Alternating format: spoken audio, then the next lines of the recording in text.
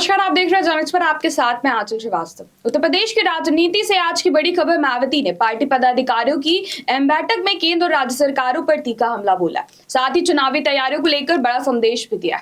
लखनऊ में हुई इस बैठक में बहुजन समाज पार्टी की रणनीति और भविष्य की दिशा तय की गई। बैठक में पार्टी के कई बड़े नेता मौजूद रहे, जिसमें आकाश आनंद, सतीश चंद्र मिश्रा और विश्वनाथ पाल शामिल रहे। बैठक को संबोधित करते हुए मायावती ने सरकार पर जुमलेबाजी का आरोप लगाया।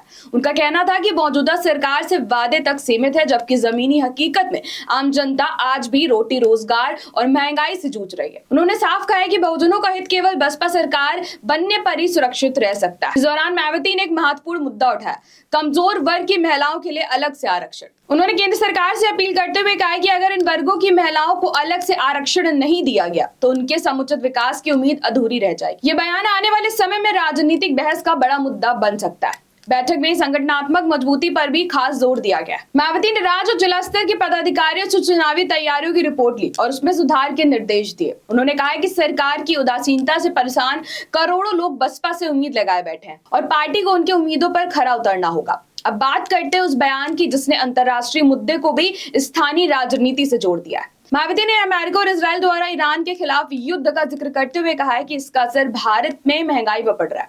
रसोई गैस और पेट्रोलियम पदार्थों की कीमतें बढ़ रही हैं, जिससे गरीब और मेहनतकश वर्ग की स्थिति और ज्यादा खराब हो रही है।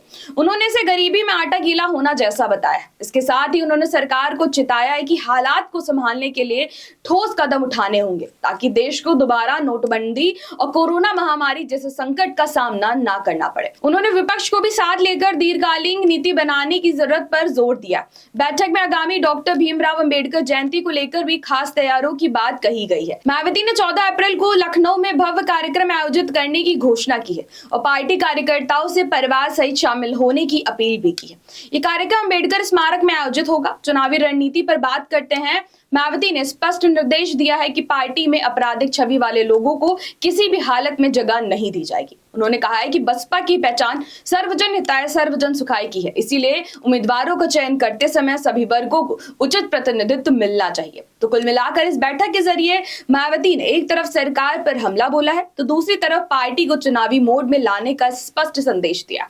अब देखना ये होगा कि बसपा की यह रणनीति आने वाले चुनावों में कितना ज्यादा असर दिखाती है। तो ऐसी देश और दुनिया की बड़ी खबरों पर नजर रखने के लिए आप जुड़े रहिए जनएक्सप्रेस के साथ। नमस्कार।